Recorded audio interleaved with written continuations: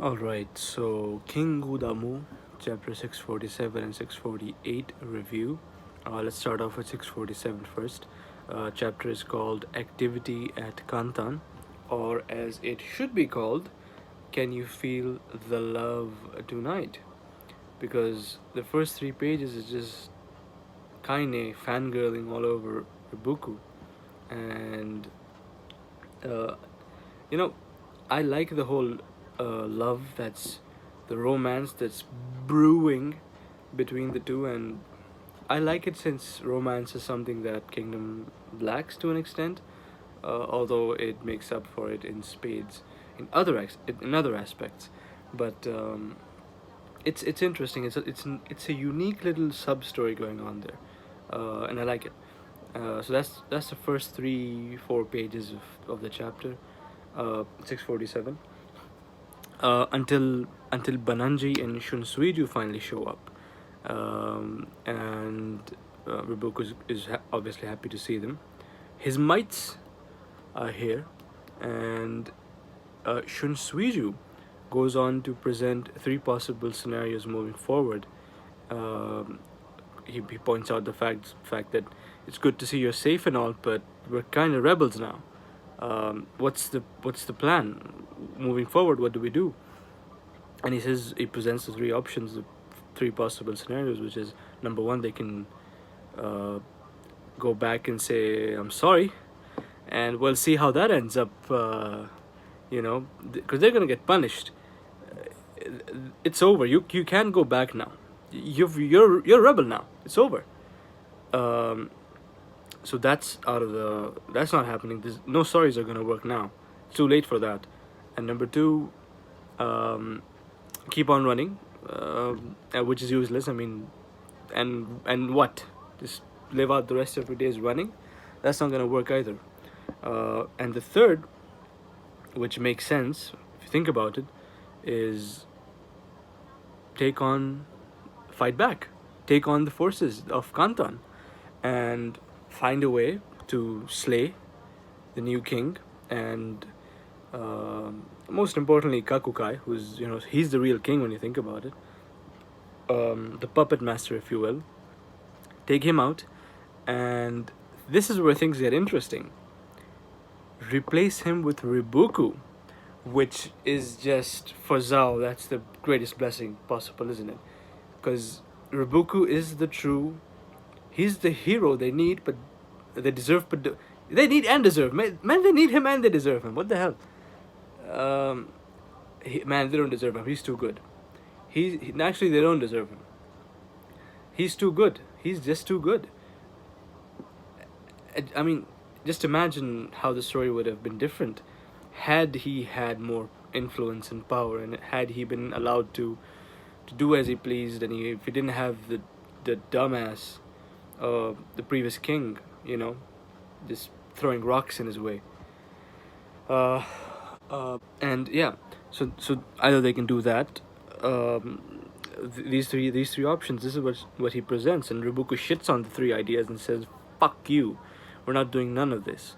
What we're gonna do is we're gonna strengthen ourselves, stay in the shadows, wait for the right time, the optimal time, strike back, strengthen ourselves most importantly, and to do that, he says that they're gonna go, and I think seek asylum, because I think that's what it's technically called. They're gonna seek asylum in the city of Saika, where the man with the infinite hype, Shibashao, resides. Shibashao, I think is what is it. Shibasao, maybe? I don't know, man. This man has infinite hype behind him, man. A prime candidate for a seat in the three great heavens of Zhao. That is some serious hype, but my opinion on him is reserved for now, because when you think about it, just because you can be one of the three great generals of Zhao, it doesn't really mean much anymore, because Shin has already slain Haoken, and once just because you're one of them does not really mean much anymore. You have to show more than that. And we also don't know so far if his strengths are more towards the martial side, or if he's a tactician, or if he's a hybrid, kind of good at both, or what type of a general is he. And until we find out, my opinion on him is reserved. I'm not buying into the hype yet. um, but I'm definitely looking forward to the role that he plays, and how he might possibly change, um, play a very pivotal role, rather, let's just put it that way, in the war against Kantan, the royal forces of Kantan, because that obviously now the next step is taking over Kantan. And um, and so that's what's, that's what their plan is, so far. Prince Ka's faction's plan, let's put it, because Riboku has clearly shown no intent of ruling Zhao, which is foolish. Because oh my god, that's so, yeah. This, how is he needs to be he needs to be the king, man. That's just stupid. I don't know how they don't, whatever. Fuck it, fuck it. It's not my hill to die on. Chapter moves on. There's a slight time jump in the story, I think by a year. The year changes to 236 BC, I think, or it could be a mistranslation. Um, and we see the royal court in Kin, and we see kind of a scramble. They're kind of panicking, because it turns out that the royal forces of Kantan are actually pushing them back to an extent, or at least halting their advance. And I'm not sure which general is leading the advance for Kin, but it's safe to say, well, it's pretty obvious that Ausen is still the supreme commander of the whole operation, and he is the brains. And just the fact that they can, even though they're pushing them back, it also clearly means they Ausen is kind of not, his plans aren't working, let's put it that way, or something like that is probably happening. But let's just say Ausen is taking the L, because there's no Riboku, and if you're still not making a proper advancement, either you're not serious about it, you're not taking it seriously, that's not your intention, or you're getting your ass kicked, one of the two. And if they are getting their ass kicked, well, we know that it's not that scumbag Kakukai's brain that's coming up with the ideas, it's actually Riboku, because it turns out he was, and we know this from before, previous chapters as well, Riboku was sending tips and information and what have you through messengers to Kakukai, sort of tidbits, tips and stuff, just tidbits of information and on what to do. And that's all Kakukai is doing. He's just using what Riboku told him. And the royal court of Zhao, these politicians and bureaucrats, they are falling for him. They're in love with this man, his intellect. They are praising him, Lord Kakukai. And I really hate this guy. He's getting on my nerves. I don't know why. Maybe because I'm a Riboku fanboy. It could be that. And he's getting all the credit for nothing. And first of all, how stupid are they? I mean, you know what? Fuck it. Whatever. How can you believe this man is the brains behind pushing back a general like Ausen? Fuck out of here. Anyways, chapter moves on, and turns out he's back. Lord Ryufoy is not done fucking with you yet, King Sai. He's not done yet. Well, that's what you get for not assassinating his ass when you could have. That's where he messed up. He should have just, assassinated his ass, but he didn't. And well, no shit. Turns out he's been gaining influence. His influence has been increasing. People are still flocking towards him. In Kinan, I think is the name of the city there. He's sort of locked in, I guess you can say. I don't know the word that they use. He's isolated there basically, and he can't leave the city. But people are still coming towards him, obviously due to people still having hatred for whatever reason against Sai, and people who have the same. They're united basically by hatred for the king, for Sai, and they're uniting in that place. And chapter 647 then ends with Sai basically saying, arrange a meeting between us. And he's here again. And then the chapter ends in the next chapter, 648, the king's problem. And boy, does he have a problem. I mean, he has only one problem. This man has been his problem for since the beginning of the story, pretty much. And the problem has not ended well. It ended. Spoiler alert. Um, as we find out later on in the chapter. But next chapter, so chapter 648. So basically, they have their meeting, and Sai visits him. Doesn't inform his royal court. He just takes a few soldiers and he leaves, and he meets him. And the main crux of the chapter was just this question that the Ryofoi asks the king, which is basically, once you're done unifying China, how are you gonna deal with the civil unrest that will follow? You can barely handle me, and it's because I'm letting you, pretty much. And you're gonna have all these states, and you're gonna have all these bureaucrats and these royals and these, rich folks and royals, and who some of them are gonna hate you and they won't like you and they're gonna oppose you, and you're gonna have a lot of different factions, or potentially, that you're gonna have to deal with in all these states. How are you gonna deal with that? And that's a question that he needs to answer to, if you're serious about this shit, because you have to look forward. You might gain military strength and be able to unify China, but what next? The goal is to unify and then keep it unified.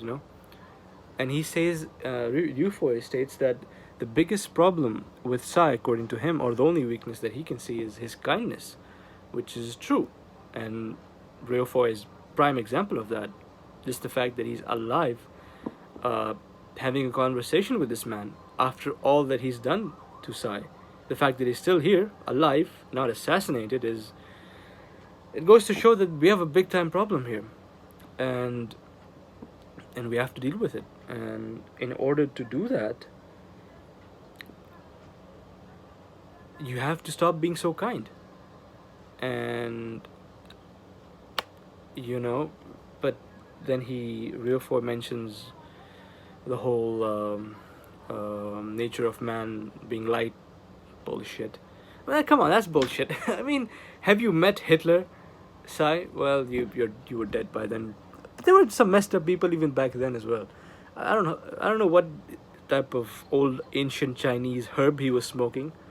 If that was the real ideology of the man, I mean, that's just bullshit. You can't have that logic and plan on unifying a whole country, which is China. I think it's a flawed ideal, and so does Ryufoi. But he does mention the fact that I think he has faith in Sai, as proven by the fact that he states that, I wish after you're done unifying China, I could have seen China gone through to all the states that you would be ruling over. And that's pretty much it. That's their final conversation. And then before the conversation ends, he assures him that he's gonna handle the uprising, which he doesn't. Duh, he's Ryufoi. What do you expect? And I think a month later, they get the news that he's dead, apparently. My God, what happened? I mean, it's not like it happened in real life. I mean, he died, but kind of anticlimactic, I think. I mean, he just died out of nowhere. I genuinely thought he would have a pivotal role till the end of the story, but apparently not. He just dies. Or does he? Because the final pages show people in a cart going somewhere, and it is implied clearly that it is Ryufoi and a companion and whoever you think that person is, but it's pretty clear that it's Ryufoi. So is it being implied that he faked his death? He's actually alive, because that's actually a possibility. And if in real life he died and he was not mentioned again in the real chronological, history, is it gonna be like they're gonna add a part for him, or what are they gonna do? But whatever it is, I'm really interested to know and find out uh, if he even has a part moving forward in the story. But hey, man, he has been, I think, the best antagonist in Kingdom for sure, and he's been a great. He's a good character. He's a very good character, and I think by the end, you kind of see by Sai's reaction to the news, and Ryofoy during the conversation he had with Sai, you kind of see that they both kind of had a level of respect. I wouldn't say love, but something, you know. I mean, Sai didn't have his ass killed. That goes to show that he kind of respects him in a way or something. And of course, the theory is always there that Sai is son of Ryofoy, which is, I mean, whatever. I mean, it is what it is. Maybe it's true, maybe it's not. But yeah, a very good chapters. Two very good chapters of Kingdom. But that's it. That's all. Let me know what you guys, if anyone's watching this, let me know what you have to say. Please do. I would love to discuss about Kingdom. I think it's one of the best series around, and it's not covered enough. And I hope it was covered enough. Yeah. So that's all. Let me know what you guys have to say if anyone's watching this, and thank you for watching. If you are watching this, if anyone's watching this, thank you very much. Bye.